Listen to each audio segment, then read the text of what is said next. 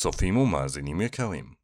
הפרק התקצר עקב בעיות טכניות בהקלטה שלו, מה שדרש מאיתנו להעלות גרסה מקוצרת שכוללת רק בערך 3/4 מהפרק שהוקלט במקור. אנחנו מתנצלים מעומק ליבנו, למדנו מכך לפעם הבאה, ואנחנו מקווים שהתקלה הזו לא תפגע בהנאה שלכם מהפרק הזה ומהפרקים הבאים בעתיד. תודה רבה על ההבנה והמשך צפייה או האזנה מהנה.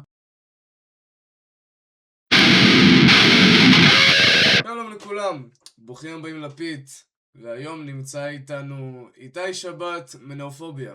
שלום. היי. תציג את עצמך למי שעוד לא הספיק להכיר. אז אני איתי שבת, אני מנגן בלהקה בשם נאופוביה. אנחנו עושים רוק אלטרנטיבי, ספק פאנק. כאילו אימו בתכלס את הכל הזה? אתה יכול לקרוא את זה איך שאתה רוצה. אנחנו מנסים להתפרס על כמה שיותר ז'אנרים במוזיקה אלטרנטיבית, בין אם זה פופ-פאנק או אימו, איך שאתה לא רוצה לקרוא לזה. כן, אז אתה מנגן בנאופוביה וגם שר בנאופוביה, אתה עושה, אם אני זוכר נכון, את הריתם גיטר שלכם. נכון. מה הגיע אצלך ראשון מבחינת כאילו המוזיקה, הגיטרה או השירה?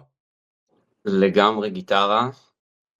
נראה לי שהתחלתי לנגן גיטרה, לא האמנתי שאני בכלל ישיר, ever.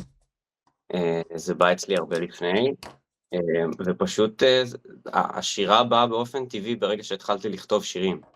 ברגע שהתחלתי לכתוב שירים, אז הגעתי למסקנה שאני אעדיף לשיר אותם בעצמי. מתי בעצם התחלת לכתוב? בתיכון, גיל 16-17 כזה. בן כמה התחלתי אתה? לכתוב.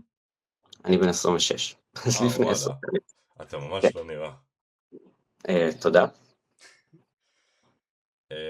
ומה ההשפעות שלך בשניהם? האם הן שונות? האם זה אותם השפעות?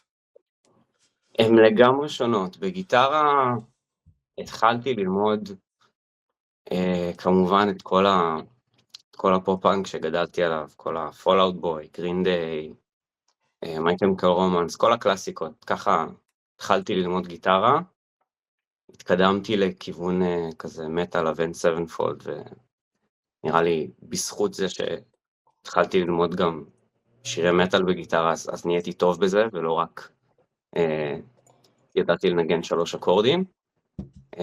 אז זה היתרון הקטן שיש לי בגיטרה, אני חושב שגם שומעים את זה במוזיקה, ומבחינת כתיבה, מרגיש לי שבכתיבה ושירה אני מושפע מהכל חוץ מפופ-פאנק ומטל. כאילו אני שומע מלא פופ ומלא הייפר פופ ומלא מוזיקה אלקטרונית, וכל מה שקשור להפקה וכתיבה וכל הדברים האלה, זה לגמרי בא משם,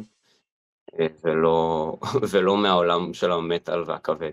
אז זה מוביל אותי לשאלה נוספת, אתה העלית שם את המילה הפקה, וכמפיק בעצמי אני חייב להגיד שההפקה אצלכם, אני יודע שהיא נעשית על ידיך, אם אני זוכר נכון. והיא מאוד מעניינת, והיא משהו שאני רואה שמודגש בה המון כשאני אישית מקשיב למוזיקה שלכם, זה שפשוט כמה שיותר דיטיילס, כל מיני דברים קטנים כאלה שרק אתה ואני ועוד כמה מפיקים כנראה נשים לב רק לחלק מהם בדיוק, בכלל. איר קנדי. יש שם כל כך הרבה אינטריקסיז.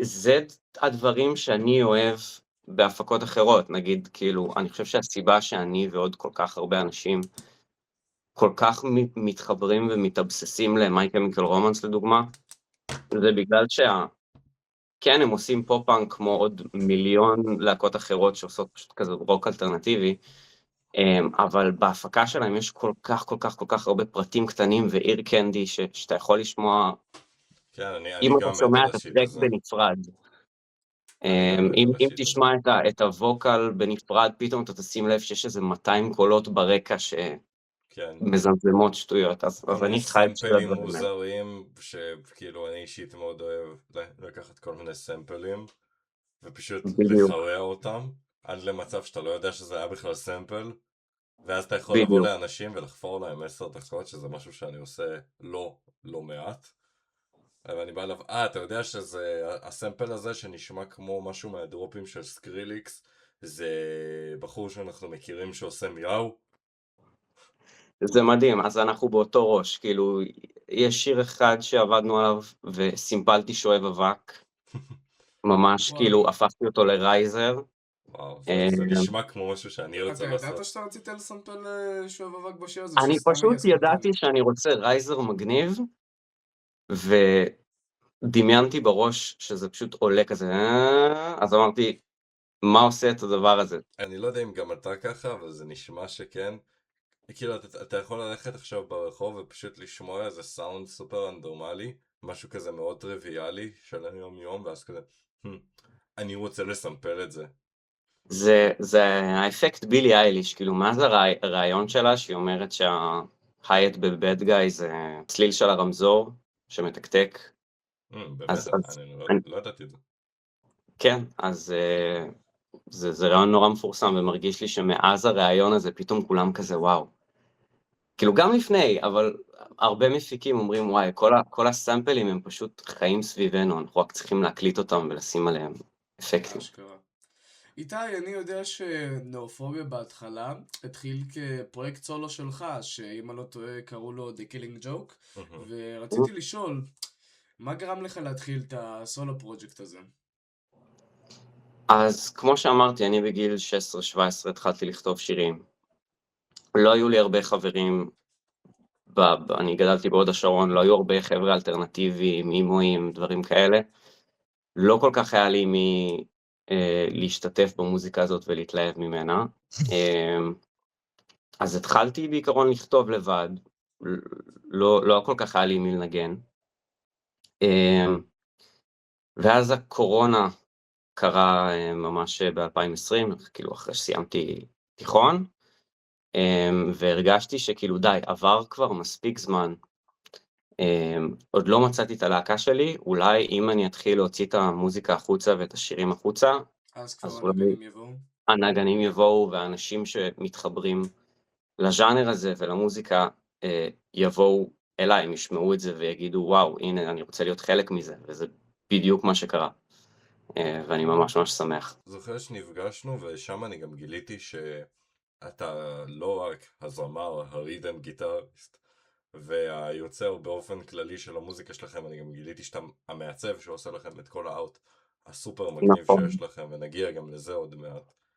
כן. אבל אני כן קשה לי לקחת פול קרדיט על ההפקה, כי כן אני מפיק את כל השירים, אבל הרוב ממוקסס וממוסתר על ידי לידור מדר, שהוא באמת תותח, אני לא יודע אם אתה מכיר אותו, אבל הוא אחראי לכל השירים של אנדרלמוסיה, כן, השיר החדש משם של אני מכיר את השם. סרטופור, Confined in Ruins, כמה שירים שיצאו, הוא עשה, באמת בן אדם מוכשר בטירוף. זאת אומרת, עם כמה שאתה עושה הרבה דברים בעצמך, אתה כן בסופו של דבר נעזר אני ברור, באחרים. ברור, ברור, אני לא חושב שהייתי בכלל מגיע לרמה הזאת בלי השיתופי פעולה הקטנים האלה שבאמת משלימים את זה. אז אז אתה יכול באמת לספר איך בסופו של דבר אתה כן מצאת את האנשים שהצטרפו אחרי זה לנאופוביה, ובכלל מה גם לך לשנות את השם מקילינג ג'וק לנאופוביה? דבר ראשון, השם The Killing Joke זה באמת פשוט משהו שרציתי מאז התיכון, מאז שהייתי כאילו ילד אג'י כזה. אני מכיר את הרפרנס. הרפרנס זה כמובן לקומיקס של בטמן, The Killing Joke של אלן מור, זה קומיקס סופר מפורסם. ובשלב מסוים הרגשתי שממש התבגרתי, כאילו ממש התבגרתי מהנער בן 16 הזה שיושב בחדר וכותב את השירים. והבנת שאתה לא רוצה את זה יותר?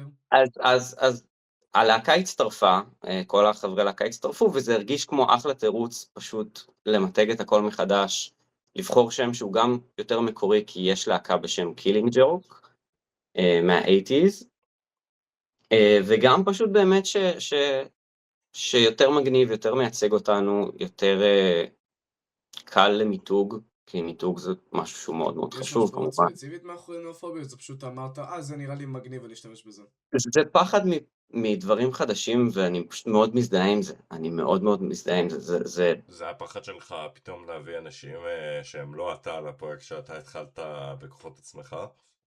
זה לא בהכרח זה באמת משהו שמאז שאני ילד, כאילו, אם תפתח ויקיפדיה ותחפש ניאופוביה, הדבר הראשון שיצא לך זה הפחד מילדים לנסות אוכל חדש.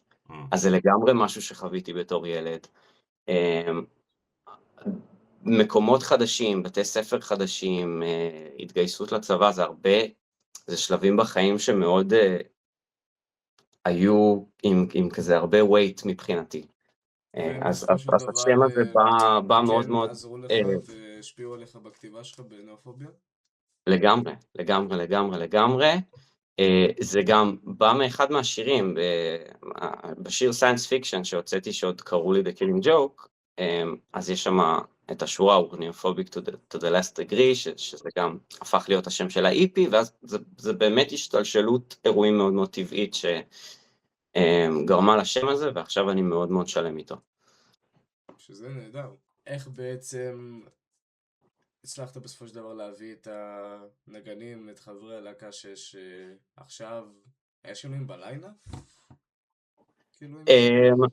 לא בדיוק, בהופעה הראשונה שלנו היה בסיסט אחר, פשוט לא היה לנו בסיסט, אז חבר ילדות שלי לקח את הפוזיציה הזאת ופשוט ניגן בהופעה הראשונה, ומההופעה השנייה זה הייתה כבר קרן, אבל כל החברים הצטרפו לדעתי באמת, זה הכל בזכות הקהילה הבאמת מדהימה שבלק פרייד ישראל יצרו, זה עלה עם מסיבות אימונייט באוזנבר בתל אביב של מתן בכור,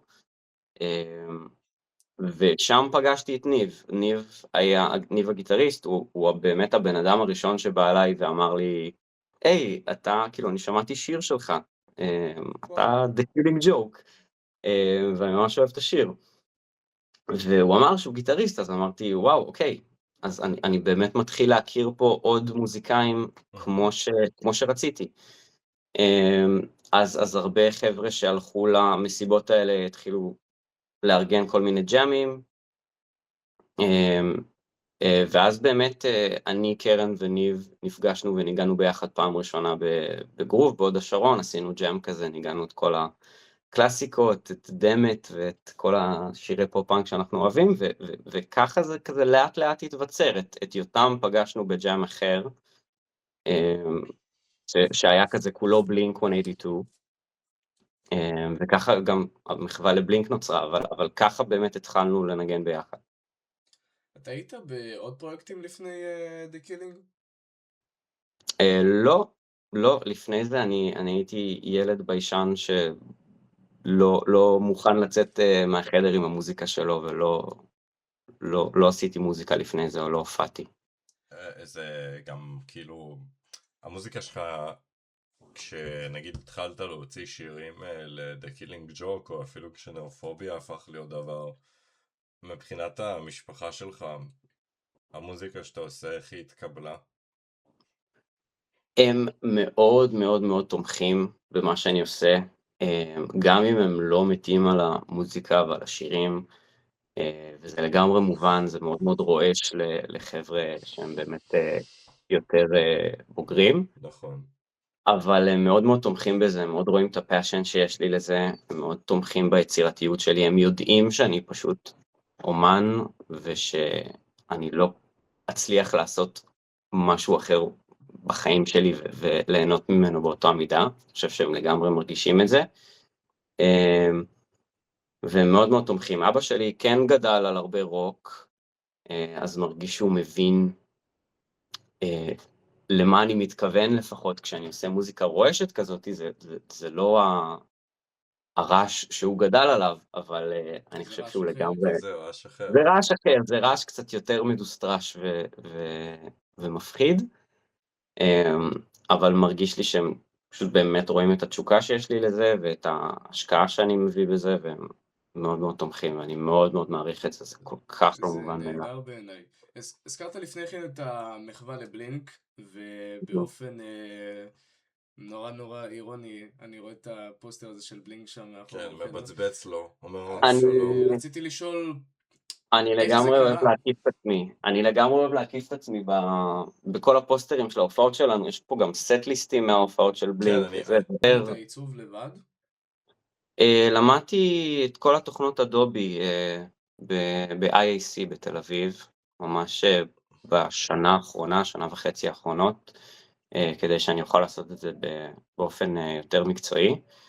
ואני לגמרי מבין אותך, זה ביטוי עצמי, ואני פשוט מאוד אוהב להפוך דברים לשלי, כאילו אם תשים לב, הגיטרה שלי שאני מנגן עליה בכל ההופעות, אני אפילו אביא אותה, כן, היא פשוט וואו. אני זוכר את הכלי הזה. כן, פשוט מפוצצת בדברים שאני אוהב. זה נהדר. במקומות שאני אוהב, בסדרות שאני אוהב, יש פה חנות שאני בטח אוהב. לנקות אותה, זה אחד המפחידים. זה הקטע, אני פשוט לא מנקה אותה, זה הכיף. ומאחורה היא פשוט צבעונית לגמרי, כי אני באמת מרגיש שזה כזה שני הפכים של האישיות צריך שלי. לתת לה שם. יש לה שם. זה יותר נכון לא, קוראים לו אנגוס. אנגוס. אנגוס יאנג, אני מניח. לגמרי. ניסיתי מקודם לשאול על המחווה לבלינק שהוזכרה. המחווה לבלינק זה, כמו שאמרתי, ג'ם שקרה באר יעקב מכל המקומות בארץ. God damn. שאיזה בחור שממש ממש אוהב את בלינק, ראה שאנחנו כזה נפגשים לג'מים פה בהוד השרון, ומנגנים פופאנק ומנגנים בלינק וזה, והוא אמר וואי, אני כל כך אוהב את בלינק ואני גם מנגן ואני כל כך רוצה לנגד עם עוד אנשים, אז הוא ארגן את הג'ם הזה, ושם פגשנו את יותם, וברגע שאתה מנגן בלינק עם יותם, שהוא באמת מתופף חיה, ומנגן את התפקידים האלה הכי טוב בארץ, אתה כבר במקום אחר, אתה לא יכול לנגן עם אף אחד אחר. התאהבנו בו, אני וניב שבאנו, והכרנו כבר בשאר הג'אמים, ודבר ראשון, כאילו, זה הוביל לנאופוביה בזה שיותם עשה קאבר לרויאל רוד, לאחד מהשירים שעשיתי בתור The Killing Joke, אז נאופוביה בצד, כאילו, ככה שילבנו את יותם אצלנו, אבל אחרי הג'אם הזה, ואחרי נראה לי עוד כמה שקרו אחרי זה, אז גיל, הבחור שארגן את הג'אם, בחר, כאילו, נראה לי את כל הנגנים שהוא הכי אהב בג'אם סשן הזה, והציע לנו באמת לעשות הופעה בלוונטין. וככה זה קרה, ככה באמת התחברנו והתגבשנו כנאופוביה לפני ההופעות, וגם קצת צברנו ניסיון. המחווה לבלינק הראשונה בלוונטין הייתה שבוע לפני ההופעה הראשונה של נאופוביה. וואו. אתה זוכר את התחושות? כי כפי שאתה אמרת, ההופעה הראשונה של המחווה, ואז שבוע אחרי זה ההופעה הראשונה שלכם. פשוט הרגשת התרגשות. לחץ? פשוט, אני חושב שההתרגשות והשמחה של סוף סוף לנגן מול אנשים, כבר הייתי בן 24,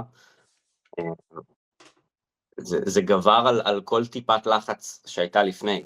אני מכיר את זה, שאתה עולה ואתה כאילו מרגיש שאתה עומד להשתין על עצמך, ואז אתה מתחיל לנגן, ואז זה פשוט פאקינג זה פשוט נעלם, זה נעלם. אתה מרגיש שאתה חיכית לרגע הזה 20 שנה, כאילו, זה פשוט גובר על כל לחץ, ואני בן אדם מאוד חרדתי ומאוד מאוד לחוץ מדברים קטנים, אבל... אז אתה מרגיש שהמוזיקה הזאת שאתה יוצר היא גם עוזרת לך באיזשהו מקום לפרוק את הלחצים האלה? לגמרי, במיוחד ההופעות מדהימות, אני ממש חי בשביל הרגעים האלה, זה הדבר שאני אוהב לעשות בעולם. אם כבר מדברים על הופעות, האחרונה שהייתה לכם ממש לפני כל המצב הזה, יומיים לפני, איזה טיימינג. איזה יומיים טיימינג לפני. מטורף, הייתה זה היה השקה של אוניפורמי. גרנדיפורמטי, אז יש לי שתי שאלות על זה. הראשונה היא, איך היה שם באופן כללי, והשנייה היא, אני כאילו אשאל את שניהם ואני אתן לך לענות. אתם סוג של, הייתם כזה the weird uncle בהופעה הזאת, לא שזה דבר The רע. weird uncle. לא שזה דבר רע, שלא תבין לא נכון, בעיניי זה דבר מדהים ומבורך. היינו האודבול, כן, לדעתי. האודבול. לא, weird uncle. האודבול זו דרך יותר נכונה לנסח את זה. היינו איך זה לגמרי הרגיש? האודבול.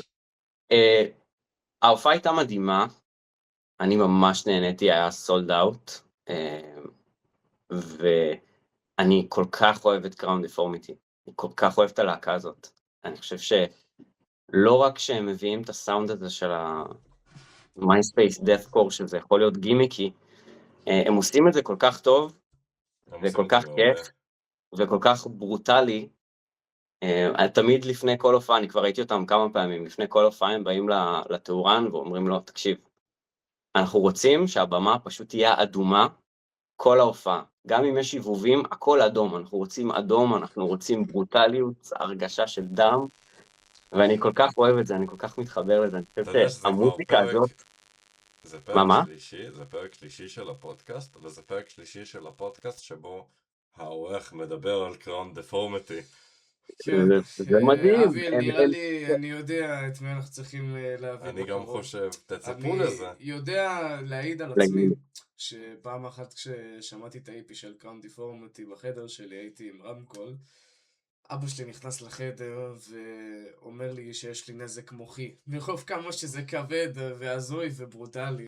בכל מקרה, אם אנחנו כן, כבר טוב. מדברים על הופעות, מה אתה מרגיש שהייתה ההופעה הכי מוצלחת שלכם, ומה אתה מרגיש ההופעה הכי פחות מוצלחת שהייתה לכם? שאלה מעניינת. הופעה הכי מוצלחת, ללא ספק, ההופעה שלנו באוזן בר באימונייט, כי זו הייתה סגירת מעגל מטורפת בשבילי, ונראה לי בשביל רוב הלהקה, בתור חבר'ה שרובנו הלכנו למסיבות האלה בתור כאלה, לא יודע, איך שאני נהייתי 18, ישר הלכתי לאימונייט, כי אני כזה סוף סוף יכול להיכנס לבר, וזה המסיבות שלי, זה המקום שלי, פה אני הולך להכיר את החברים שלי. אז בשבילי זו הייתה סגירת מעגל מטורפת, ואני ממש ממש שמח שבלק פרייד שיתפו איתנו פעולה ועשו את הדאבל פיצ'ר הזה. וגם זו הופעה ראשונה שהקהל ממש שר איתנו את השירים. איך זה הרגיש? כאילו הרגשתי שאני בחדר, וכזה, ואנחנו מנגנים, וכולם חברים שלנו.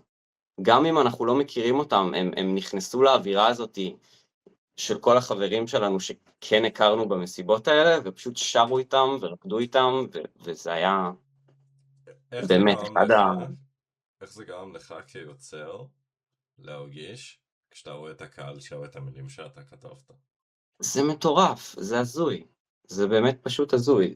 זה הזוי שבמיוחד בימים האלה שאנשים לא כל כך מתייחסים לאומנות שהם צורכים, הם פשוט כאילו צורכים אותה ועוברים הלאה לדבר הבא. זה שהם התרכזו מספיק במילים בשביל להבין אותם ולקרוא אותם, אז גם הרגשתי שהם נהנים יותר, כי הם שומעים שיר שהם מכירים, הם שומעים שיר שהם יודעים את המילים שלו, אז הם נהנים מהשיר יותר. זו חוויה וגם אחרת. אני נהנה פשוט כאילו שצרכו את האומנות שלי וקראו אותה לפרטי פרטים, כאילו הרגשה סריאליסטית. ולעומת זאת, איזו הופעה אתה בכל זאת חושב שהייתה חלשה טיפה? וואי, איך אני אומר את זה בלי לצאת מניאק? אני חושב שפשוט אני אגיד ההופעה הראשונה, כי עוד היינו בוסר, עוד לא היינו בשלים לזה, זו הייתה פעם ראשונה שאנחנו מופיעים בכללי ועם מחשב, בקינג טרק, יש אצלנו הרבה סינטים ברקע, ולא ידענו מה האיזון שצריך לקרות. עוד לא היה לנו בסיסט קבוע, בסיסטית. כן, הגיע אחר כך, כמו שאמרת. כן, הגיע אחר כך. אז אני אגיד הופעה ראשונה, למרות שזה לא באמת הייתה הופעה ראשונה, אבל זה אפשר לדבר על זה אחרי הפודקאסט. אוקיי. אז יש לי שאלה נוספת לשאול, ככה לזכור באופן מסוים את הנושא של הופעות ולגשת לנושאים אחרים. אתם בעצם חלק מהליינאפ של הנגובר עצמאות. שאגב זה כבוד ענק, וזה אחד מהאירועים, אם לא האירוע הכי גדול זה בעיניי האירוע הכי גדול ראינו של לאחרונה האלטרנטיבי שנעשה בארץ. בסצנת האלט והרוק והמטל בארץ. איך זה פתאום לבוא וכאילו לקלוט what the fuck, כאילו אני עומד להופיע שם. אנחנו בעצמנו לא נראה לי נעכל את זה עד אותו יום, בתקווה באמת שכל המצב בארץ יירגע עד אז וזה יקרה. מרגיש לי שאנחנו באמת לא נקלוט את זה עד שאנחנו נגיע לשם. יש איזושהי איכויות שהן כאילו שונות לקראת ההופעה הזאת? משהו מיוחד שעומד להיות שם? לגמרי, אנחנו הולכים להוציא שיר חדש שבוע הבא, אז הוא בא ממש לקראת ההופעה הזאת ואנחנו הולכים לנגן אותו. כל האסתטיקה שלנו מרגיש לי משתנה ביחד עם השיר הזה. אז הוא שונה זה הולך מאוד להיות. ממה שהוצאתם עד עכשיו? אני חושב שהוא שונה, הוא עדיין מאוד לוקח השראה מאותם מקומות של האלקטרוני וכל הסימפולים וכל הדברים המגניבים האלה שאנחנו מוסיפים. הוא יהיה חלק אבל הוא מהאלבום החדש שאתם עובדים עליו? או, זה מה שבאתי לשאול. אה, might as well. אני עובד אני עובד בגישה של מה שמוכן יוצא. כאילו, כרגע אני מקווה שנצליח לאסוף השנה כמה שיותר שירים בשביל שיצא אלבום, אבל סיימנו את השיר הזה ממש ממש לא מזמן, ואנחנו גאים בו בטירוף, אנחנו מתים עליו, ופשוט בא לנו שהוא יהיה בחוץ, בא לנו שאנשים יכירו אותו לקראת ההופעה, בא לנו את הרגע הזה שהם שרים אותו איתנו. כן. גם צילמנו לו קליפ, אנחנו ממש ממש גאים בו. זה הקליפ הראשון שלכם, לא המצולם. זה הולך להיות הקליפ הראשון שלנו, כן, אני מרשים. למדתי אפטר אפקטס במיוחד בשביל לעשות את הקליפ הזה, אז אני ממש מקווה שהוא הולך לצאת טוב. והוא כן, השיר שונה קצת משאר השירים שלנו, הוא יותר פופי. אני ויותם המתופף באובססיה קשה ל-21 פיילוטס בתקופה האחרונה. אני מכיר את התחושה, היה לי את הפייז הזה, הוא נגמר לי בדיוק לפני כמה שבועות, הוא לא נגמר, אבל כזה היה לי, אני בא מהעולם של הקור, כאילו, מטל קור, דאט קור, אני מניח שאתה יודע, אתה מכיר אותי קצת. כן. ופתאום לבוא ואשכרה לקנות מרץ' של 21 פיילוטס מבחירה, לבקש כאילו מחבר שלך מרץ' לבקש שיקנו לך ביקשתי לימולדת. מחברים שלי לימולדת מרץ' של 21 פיילוטס, כי היה לי כזה פייז שפשוט משהו בכתיבה של הלהקה הזאת, בוורק אתיק שלהם, באיך שהיא עובדת, זה פאקינג ממש, בכל הרבדים, בהפקה, בוויז'ואל, בהכל, אנחנו... אני אוהב את האנשים האלה כל כך. אז גם אנחנו, וזה מה שהשפיע על השיר החדש הזה, אנחנו ממש אוהבים דווקא את האלבומים החדשים שלהם, יותר מהישנים, ואת האבולוציה הזאת של כאילו לעשות מוזיקה שהיא בבסיס של הפופ רוק, אבל להביא כל כך הרבה יותר השפעות ואלמנטים מעבר. נגיד יש להם את השיר הזה שאני מאוד אוהב מהאלבום האחרון שהם הוציאו, לדעתי זה יוצא, כן זה האחרון. יש את דראם שואו, שזה שיר שתקעתי גם לא לראש. תקעת, כולה הופענו עם זה פעם אחת. הופענו עם זה פעם אחת, גם כשהחלפתי אצל ריג'קטד בס, שזה היה מאוד נחמד, זה היה הרעיון שלי. שיר מדהים, כשיצאו הסינגלים של האלבום הזה, אנחנו אמרנו, וואו, זה הולך להיות האלבום הכי טוב שלהם, ואז האלבום יוצא, והוא נשמע פשוט כל כך שונה ממה שדמיינו. אני מסכים איתך, זה מה שאני הרגשתי כששמעתי אותו. זה לקבל כל הזמן כף על הפנים, כאילו, אחרת. כל שיר שלהם זה באמת חוויה שונה לגמרי. אז זה מאוד השפיע על השיר החדש, הוא קצת יותר פופי, קצת יותר, אני כזה אמברייסינג אוטוטון, וכזה. מצידי שלא יזדהו שזה אני, פשוט בא לי אסתטיקה שונה. אותי מאוד מעניין, א', בגלל כל ההשפעות שלכם, ובכללי אני לא מכיר כל כך הרבה הרכבי, נקרא לזה, אימו, זה המילה הכי טובה שאני יכול להגדיר את זה של נופוביה. אז אני רוצה לשאול, איך כותבים שיר של נופוביה? הסצנה מאוד תכעס עליך אם תקרא לנו אימו, כל החבר'ה שבאמת... אני ידעתי שהוא יגיד את זה ואני גם אמרתי לך, אל תגיד לו את זה. אני מתנצל מראש. לא. אני לוקח את זה בתור מחמאה האמברייסית, אני חושב שזה הרבה יותר האסתטיקה מאשר הז'אנר שאנחנו בתכלס מנגנים, אבל הלהקות שעושות אימו אמיתי בארץ, אמיתי, כאילו, שישימו לך את הקופי פייסט של הריל אימו אולי אני קופי פשוט פסטה, לא מכיר, אבל אני לא יודע אם אבל יש כאלה. יש כאלה, והם מאוד לא אוהבים את זה שאנחנו קוראים לעצמנו אימו. הם בעיה דאגו של... להבהיר את זה. I already said it. אז זה כמו איך קוראים לזה, הגייט קיפרים שלנו במטל שקוראים לי קוריסט בדיוק. ובטוחים שאני מקשיב למוזיקה של ג'סטין ביבר עם ברקדאונים. זה בדיוק אותו פנומנון, פשוט הרבה גייט קיפינג. גם בפאנק, אותו דבר. אבל זה כשאנחנו שתי קוראים לעצמנו ז'אנרות, פאנק, מטל ופאנק, זה שתי ז'אנרות שרק שם אתה רואה את זה, אין לך את זה בפופ, אין לך את זה אפילו ברוק.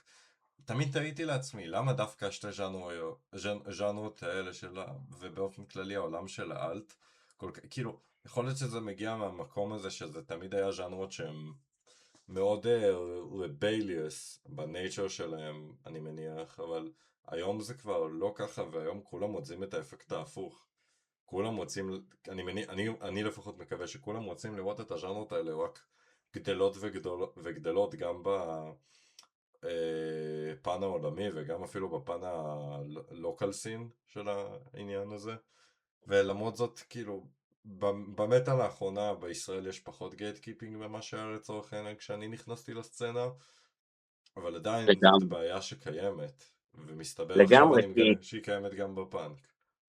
כן, אני חושב שכשכל הגל הזה של המטאל קור התחיל בארץ, אז לכל זקני השבט היה מאוד מאוד קשה לקבל את זה, וכזה, מה זה נכון, ה-whiny ass gay shit אני הזה? זוכר את זה כי זה היה וייב שהתחיל פחות או יותר כשאני נכנסתי. אני גם סוג של, כנ"ל, באופן ממש כנ"ל. קטן הייתי חלק ממנו. אז אז כאילו, אני אותו דבר, ופשוט מרגיש לי שעכשיו החבר'ה שנכנסו בגל הזה, הם עכשיו זקני השבט, במרכאות, הם פתאום החבר'ה הוותיקים בסצנה. כאילו תראה את בריקיידס ואת ארלס סייט ואת כל הלהקות כן, האלה, אלה להקות, הם כאילו, כבר, הם פאקינג הגיעו, ארלוסט סייט, כאילו, מדי פעם, אני מדבר על להקות ישראליות עם שלמה וכאלה, הרעיון המקורי לפודקאסט עלה פשוט כי אני והוא חופרים, מזינים אחד לשני את השכל על מוזיקה, כל הזמן. בין היתר. אנחנו עושים, כאילו, אתה יכול לראות אותנו, לפעמים עושים שיחות של שעה, של שעתיים, על מטל ועל רוק ועל בכלל. זה מה שהתחלתי להגיד, זה שכאילו,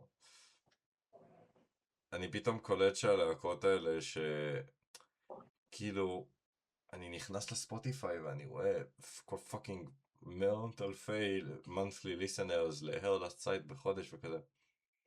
הלהקה הזאת הוקמה איזה שנה לפני שאני נכנסתי לסצנה, אפילו פחות או יותר באותו זמן. לפני זה גם היה חלק מהרלסט סייט, לאלה שלא יודעים, היו בהרכב אחר שקוראים לו Dream Escape.